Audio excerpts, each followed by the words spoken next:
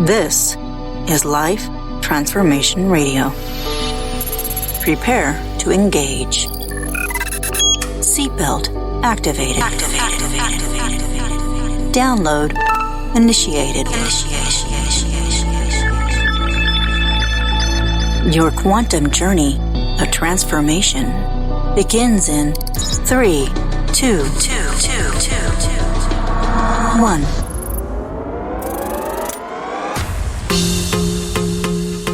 Hello, everybody, and welcome to Life Transformation Radio. I'm Rob Actis, best-selling author of The Law of Action, voice actor, business mindset coach, the podcast whisperer, and Mr. Action himself. Life Transformation Radio is heard in over 90 countries.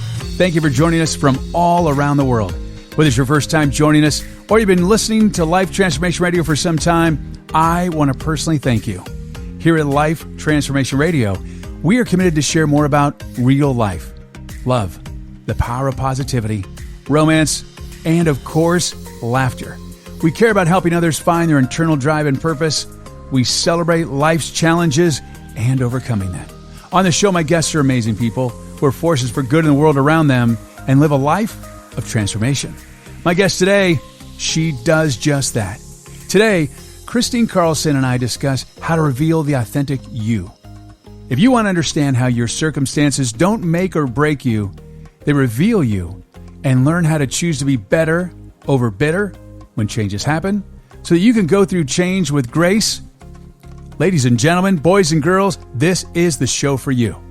Kristine Carlson is co-author with her late husband, Dr. Richard Carlson, of the New York Times best-selling Don't Sweat the Small Stuff books. She is featured this fall as the subject of a biopic Lifetime movie based on her book, Heartbroken Open, a true story of coming alive again after profound loss. I am so thrilled to say, Kristine, welcome to Life Transformation Radio. Well, hey there, Rob. Thank you so much for having me on. Absolutely. Glad to have you here.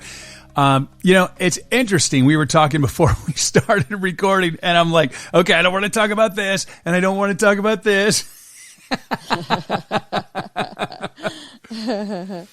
It's like, and it's so funny how the universe is, because here, you talk about loss and grief and stuff like that. And I just got off the phone or FaceTime with my father, who's 90 years old and is in hospice and is just refusing to die. He just will not. He just wants to live. And there's not a logical explanation of why he's alive. And so it makes for an interesting time, because you want to have him pass peacefully and you want him to be alive, but his life is really not a life that I would want for anybody, because he just kind of exists. Yeah, I mean, I think that's really, it's tempting for us. Of course, we don't want our loved ones to suffer and all of that, but it's also very tempting for us to judge what a person's life is or isn't, and we don't know their karmic journey. We don't know the journey of their destination, or, what their destiny is. We don't know what the purpose of, maybe he's got some soul purpose in staying around a little longer. Maybe it's a conversation he's having or not having or listening to, or maybe it's just the burning away of something. We don't know. So, I mean, but I get like how I wouldn't want to see my father suffer that long. I would want peace for him, and I'm sure that's what you want for your dad too. Yeah, absolutely. It's interesting, because he had a lot of noise in his life, and I think this is a time for him to have peace. He's in a private room, got him in a private room, and he was a swing dancer. And he has, I sent him an Amazon Alexa, so he has swing music on all the time. And it's nice because he smiles. And when I talk to him, he still can smile, barely, but you can see a little bit of a smile. And I like what you said there, because that just reinforces what I thought. I'm like, it's just not time for him to go. And what I've done is he's had some vampires in his world, in his life. Ex-wife, just dark shadow person. I mean, she's just a piece of work, and she's been continuing to come, and she is slowly not coming. And I think it's good for him to have pure and clean and bright white light as he transitions. And I think this might be the time that he's internally and spiritually cleansing all of the morass of yuck that he's had in his life so he can go through and transition in a pure way. Yeah, I mean, we don't, again, like we can only surmise what the journey is, but I know the Tibetans believe that if you have a suffering death, and even the Hindus believe that the suffering helps to burn off the karma and purify you for your next round or for your next life, or for eternity. So it's hard for us to know what the plan is, but God bless your father for laying there, and hopefully he's got really wonderful caretakers that are, taking really good care of him.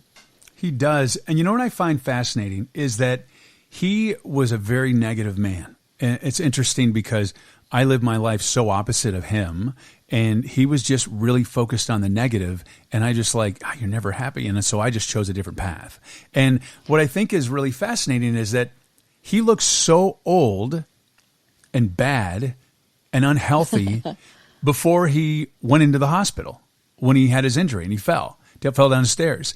And then as he's progressed, he definitely is doing some spiritual journey work because he's changing. He looks younger and better and more handsome than he did when he was in his morass of negative life. And so I found that really fascinating. I'm like, God, I've showed pictures of him. They're like, God, he looks like 20 years younger. And I go, I know.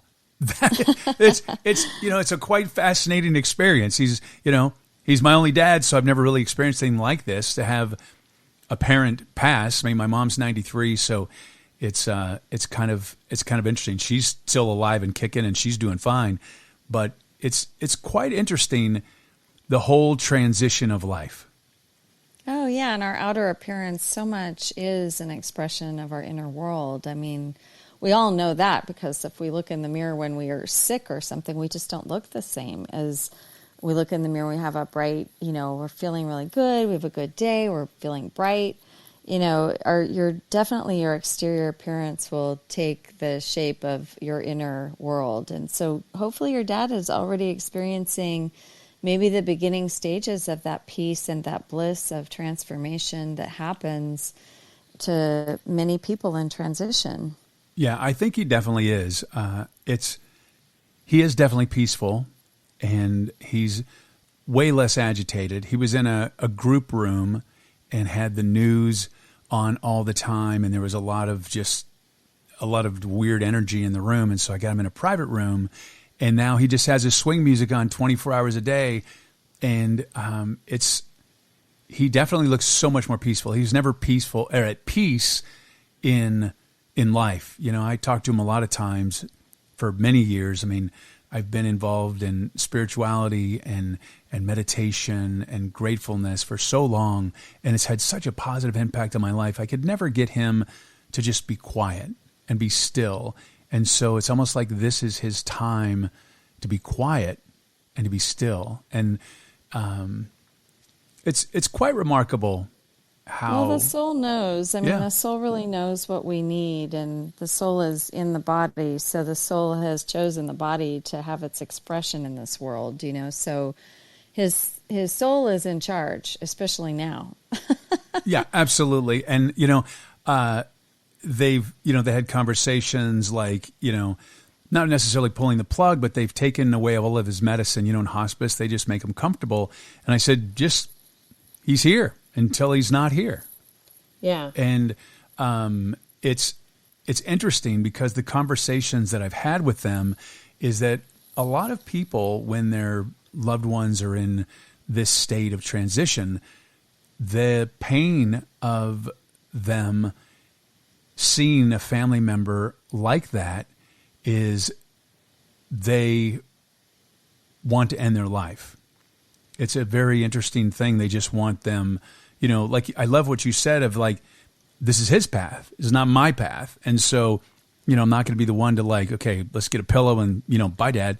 And that's what a lot of people from having conversations with hospice and the staff there is that they get to a point they can't take it, and they just really want them to go away because a lot of it's a hassle. It's expensive, and they're just It's a very interesting dynamic of the transition of death, and especially when someone is holding on.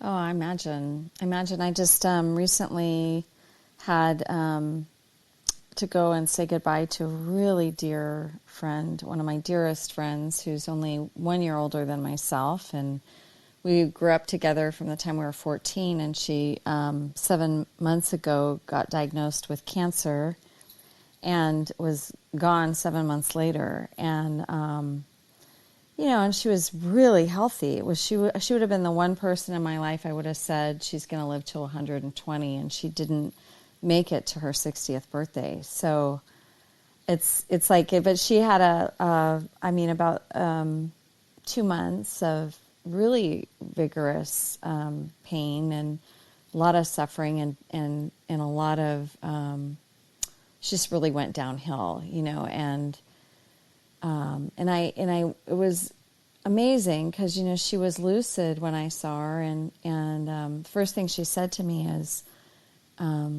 Richard's been talking to me. And that's my late husband, who was also very good friends with her. And that was the first thing when I walked into the room. She said, Richard's been talking to me. And it made me feel really comforted that I knew that he was with her and that he'd be supporting her through her transition. Because for a woman as vibrant and young and beautiful and just had everything going for her in life. I mean, just her life was so beautiful. It was really, really hard for her to meet her mortality at this age because she knew she had so much more to experience and so much more life to live. So that was really just such a wow experience for me, and really painful too, just to see her like that and to see her just in so much discomfort as well. But, it took a couple of weeks, and she ended up letting go very peacefully, and her family was present, and I feel like she's very much at peace now, but it was sure not an easy transition. Yeah, no. Well, I'm sorry for your loss. Thank you. And when you mentioned that Richard was talking to her, I got this big smile on my face. Like I just felt this overwhelm of joy. And it's interesting because I could look at the other end of the spectrum of someone listening to that, and they would go like, oh, wow, she's dying. She's that. And it's like, oh, they're pulling her in. But I looked at it, I got this overwhelm of really beautiful, positive, loving, light energy of like, hey, and I visualized Richard holding his hand out and like, hey, I got you. I got you. Oh, so, I'm sure he was telling her what a cool place she's going to. Yeah, that's it. It's like, I got you. Here's my hand. I got you. You're there till you're there. But when you're here, I'm here to guide you. And that was just really a beautiful story. That was so nice. I was, I wonder, my dad's mother and father in heaven, of course, he's 90 years old. No, my dad's parents are still alive. They're 172 years old. But it's interesting because his sister's there, and his sister, Irene, definitely knows she was a badass woman. She was like a woman on fire. And I believe that I got just a lot of inspiration from her. She just was so intense and so loving and so powerful. And she was the one that always called my dad on his crap. And Joe, you need to step up. You need to do this and da da da. And I'm visualizing now that her hand is there, and she's not reaching out, but she's like, all right, Joe, you got to get all this taken care of, and then I'll bring you in. I'll guide you in, because that's just what it was. And she was a very strong sister. And it's just interesting how all these images are coming along. But I really love the image of Richard handing his hand out to your friend and just like, hey, I'm here, and almost like reaching through from one one dimension to another dimension, and you can see part of the hand, but she could see all of him, and just knowing that.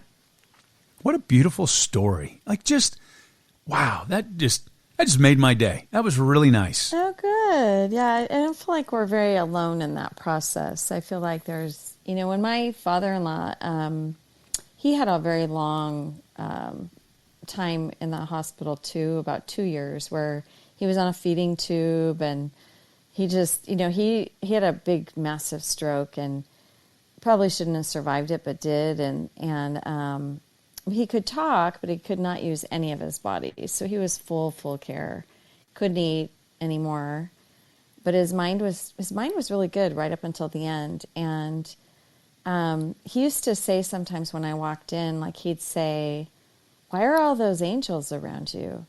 And he was, he was always really lucid, but during those times I was like, "Wow, what are you seeing?" I was thinking, "Oh man, okay." He goes, "Yeah, what are all those angels all around you for?" And I'm like, "Well, they're probably here to visit you." That's really awesome. That's really awesome. awesome. So I think that when people do get close to their transition, you're not alone, and you have angels, you've got guides, all your guides, your angels, all of the support that you need is there to help you, especially if you have been open to that in your life, and I think that's one of the beautiful things about building a spiritual life is that, your belief, whatever you deeply believe, is really so powerful, and it's going to bring all of that hope and all of that beautiful light that you need when you're, going through that time period. I have no doubt that my husband is going to be right there with me when I'm going through my transition. I have no doubt about it. So, and it just gives you a lot of, I think when people think about death and you're alive, I mean, sometimes people go, "Oh, I don't want to think about my death."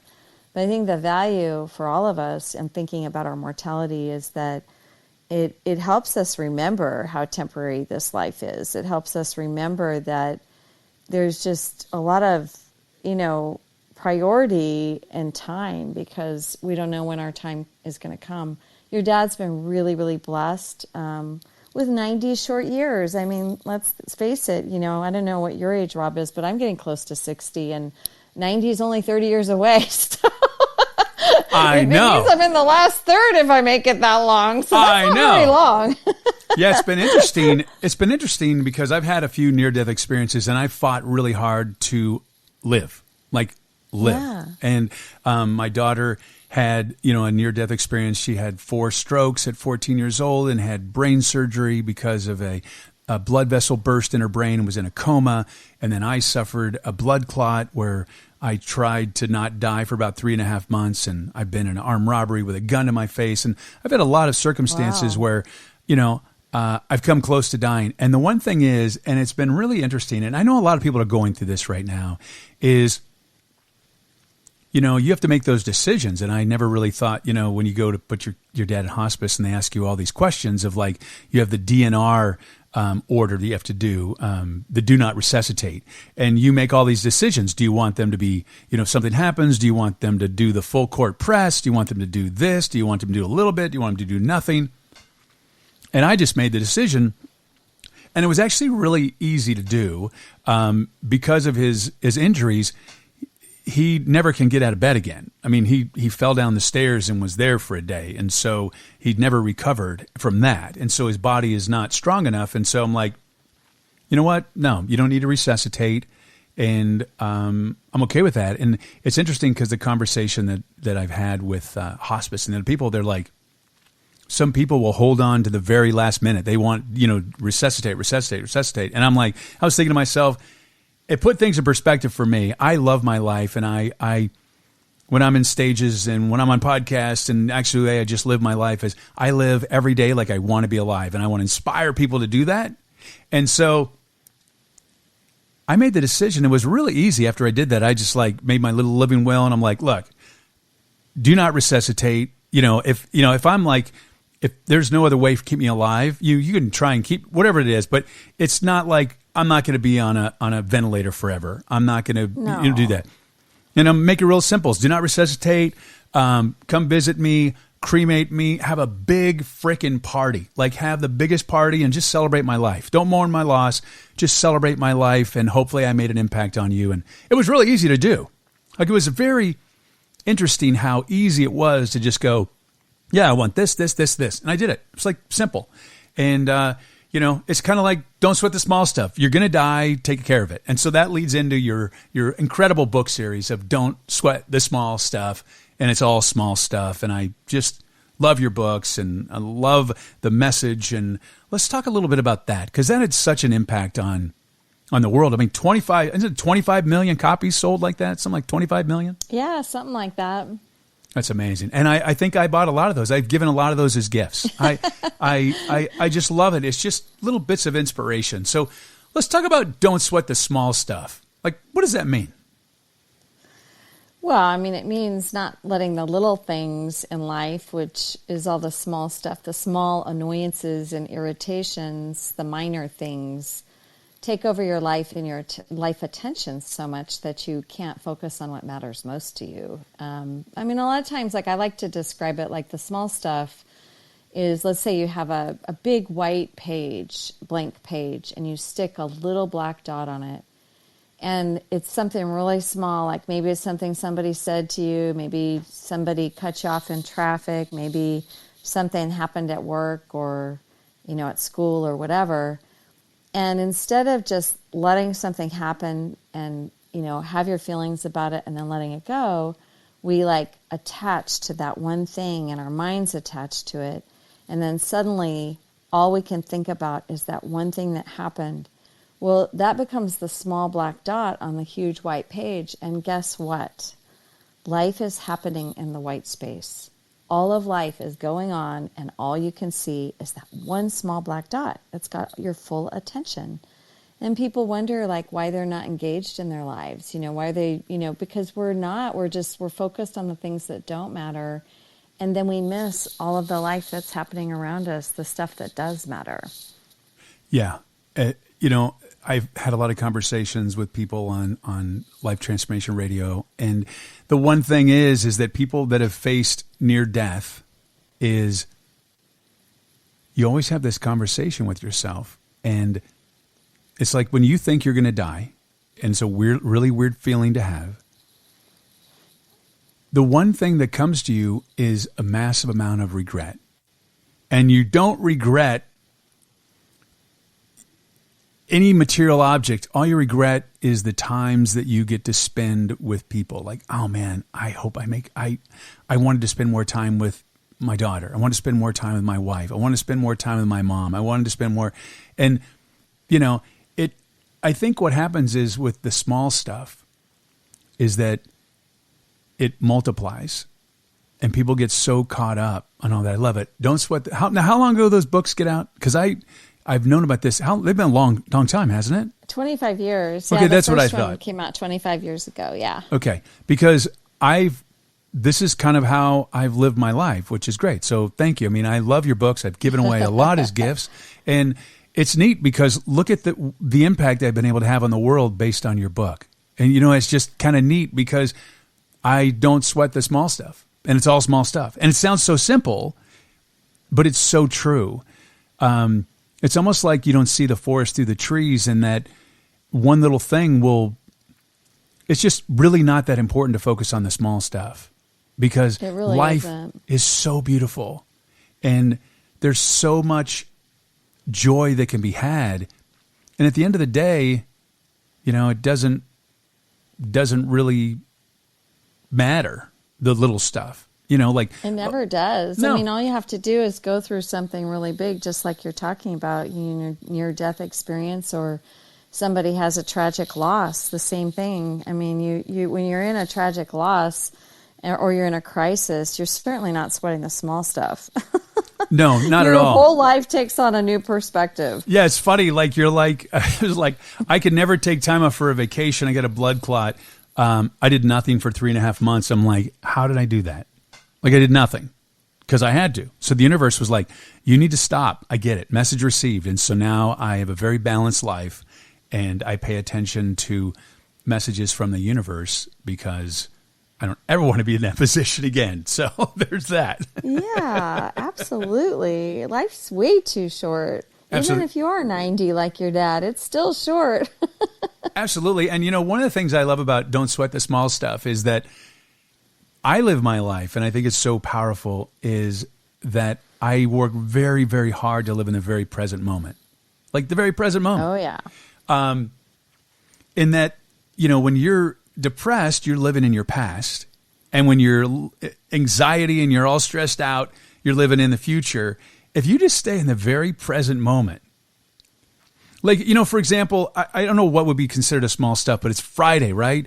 And say, this is what I do. If there's a problem on a Friday and nothing can happen in regards to any movement of it, like whether it's a client project or whatever, it doesn't exist because I'm not at Monday.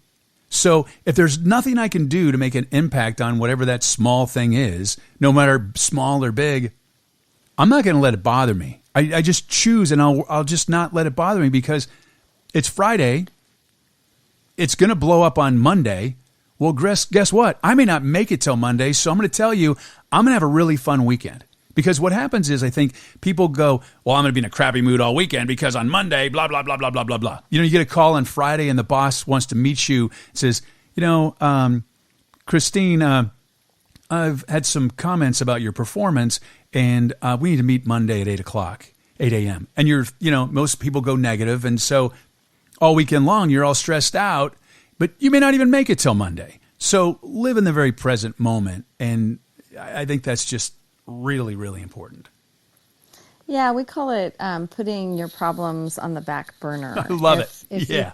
You just stick them on the back burner because, what's simmering on the front burner is the present moment. And you can always go, if it's a real problem, it's still going to be there. You can bring it to the forefront and to your attention when you need to. But otherwise, you just put it on the back burner and save it for another day. And I love that because that makes perfect sense. Although I do think that's very poor timing for a manager to tell anyone on a Friday that they're going to have a big conversation on a Monday unless they plan on having them. They want them to be preparing for it. And, I don't know. I just think that people aren't very considerate that way sometimes. And you want to try and be really considerate in your timing of others so that, maybe you tell them on a Friday so they have the weekend to recover, Right. Yeah, that's exactly. Instead of stew about what's going to happen. I mean, that's enough to cause an ulcer. Exactly. And, it's interesting because a lot of people get worked up about stuff that hasn't happened yet and living in the future. And so you have that weekend and you're all upset. You don't want to be with anybody. You got the thing going on Monday. And then what happens is you're not present with the people that you want to be around and love because there's no guarantees. If you put off being with someone over the weekend because you're in a bad mood about Monday and you're stressed about Monday, they may not be here on Monday. And so you want to live every day like it's a gift and every day like it's precious. And I think people tend to say of like they'll be around forever. And, in my experience of my life and apparently your experience in your life is you just never know. So you want to maximize the time you have with the people that are important to you in your world. Well, yeah, and even beyond that, it's just the present moment. There's just so much magic in it when you learn to practice living life that way. And I think, we all have to remember that living presently is super easy to talk about and very, very challenging to do. And it's not a one-time decision that you make. It's not a one-time choice. It's a moment to moment to moment to moment focus that you have with your attention being in the moment. And that is just really simply like, I don't think that depression exists in the past or the future necessarily. Depression is different, but I think that when we are regretting our past, it's because we're thinking about all the things that maybe aren't anymore, or we're wishing we could go back in our life and be that person that we were or be with that person that we were with. And then our future thinking is all about a future dream that doesn't exist. And so the present moment is really the place to land, and we do create our future from our present moment. It's totally possible to be present and still be acting, taking action on life in the present moment. So it's and it's also where all the flow and magic happens. I think that when you're really present, you're calling in. It's like the universe's great call saying, oh, okay, everything can happen right now, but it really does take so much more focus and attention than what we can talk about it all we want, but then we need to practice it all the time in order to really get there. I love it. Well, I'm going to dive into this. So understand how our circumstances don't make or break us. Yeah, well, it's pretty clear. We get these circumstances in life, and a lot of times we don't have any choice over the circumstances that we find ourselves in. What we do have a choice over is how we step forward amidst those circumstances. And what I love about the choice that you have is that if you know this, then you can choose to really step in empowered by choosing to not be a victim of those circumstances. And victimhood means that you live at the affect of those circumstances, and you don't have to. Again, I want to reiterate, a lot of times we don't have a choice in the circumstances we find ourselves. And there are many, many, many deeply challenging circumstances. But what we do have a choice in is how we move forward amidst those circumstances. And so those circumstances actually, they reveal who you are, because how you show up, how you act, the way you proceed forward really reveals where you're at in your life and what you think and what you believe. And it's really all about how you choose. And I think that is, it's so empowering to realize that even amidst difficult and challenging circumstances, that we do have the power of choice. And I mean, to me, that's always meant everything to me, to know that I can choose how I want to move forward, how I want to step in. I don't have to just sit and be a sitting duck or feel total self-pity and be mired in it.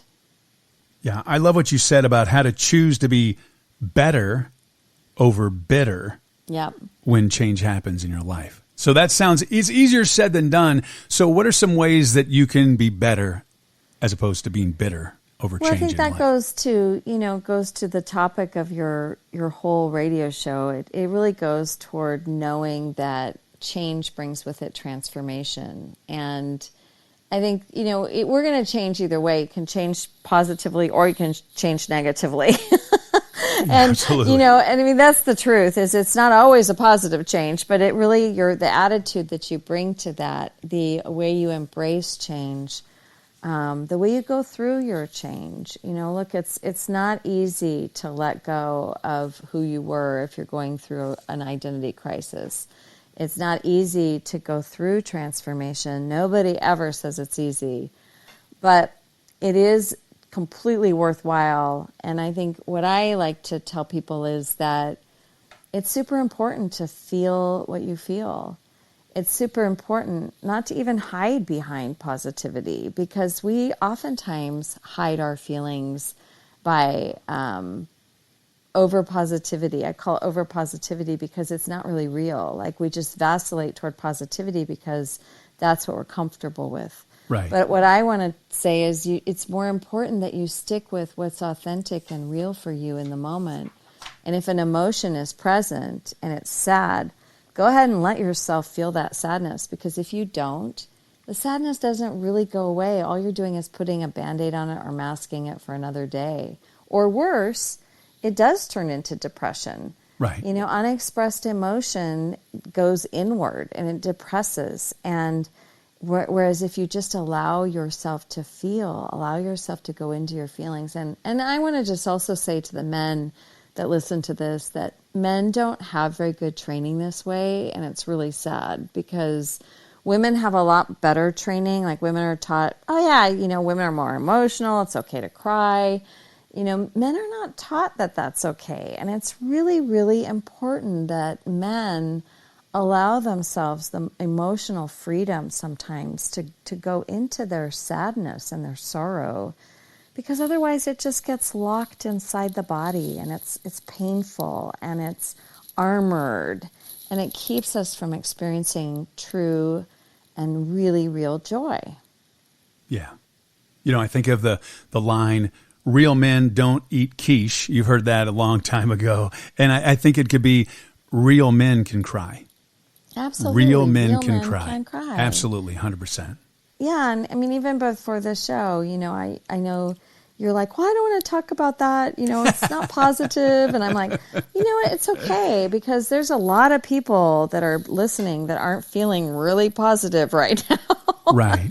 There are a lot of people that are in deep sadness. We are living in a world of grief right now from everything that everyone's been through. And, whether you're grieving the loss of a loved one or you're grieving the loss of anything, it's totally, grief is not the enemy. I mean, grief comes at a time to help you. It's mourning is a natural process. And, I don't even like it when somebody says, don't mourn my death, because mourning means it's a natural process of healing. And we do mourn the people that we love. And it's perfectly okay to give ourselves those moments, those times of sadness, because life isn't just one set of emotions. Life isn't all joy. Being alive means we get to experience all of it. And that also includes that we're going to experience some suffering, some pain, some agony sometimes, and then we get to experience tremendous joy. But if you deny yourself one, you may not have the gift of the other. And there are gifts in both. And especially the gift of suffering is the gift of joy. And I just love Kahlil Gibran's quote so much when he says, your greatest joy is your suffering unmasked. And that really means, take off that mask, go through that suffering, feel those feelings, feel that sorrow, and you are carving out so much space for joy in your heart. Well, my joy today is to have you as a guest on Life Transformation Radio. Kristine, what a beautiful soul you are. Thank you, universe, for bringing you into my world. And it was so perfect, because I just got off the FaceTime with my dad and I'm like, I don't want to talk about this and blah, blah, blah, blah, blah. And then you're like, well, we should. And then I'm like, you know what? I owe it to the listeners, and I owe it to me, and I owe it to the universe. And it's just amazing how these little messages always are coming in. It's just important. Two things. Don't sweat the small stuff, and it's all small stuff. And when the universe sends you a message as a gift, listen, because the universe will continue to send you messages, and a lot of times they become a little more intense as time passes. That's what I can say. All right. That was a good thing to say. If you want to learn more about Kristine and find out about her books and all of the wonderful things that Kristine does, just go to KristineCarlson.com. Kristine, thank you so much for being here, a guest. Thanks, Rob. What a joy it was. And thank you so much for your support and the taking time out of your busy and precious day. Oh, you're welcome. Thanks, Rob. It was great talking to you, and best of luck with your father. I sense that he is probably going to pass pretty soon. So, yeah, I think so too. But it's good. Yeah. It's good, and it's all perfect. I love it. Thank you, thank you, thank you. And thank you for allowing me, along with my very, very special guest, Kristine Carlson, to touch your heart, move your soul, and inspire you to live a life of transformation. I'm Rob Actis. Until next time. This is Life Transformation Radio. Download complete.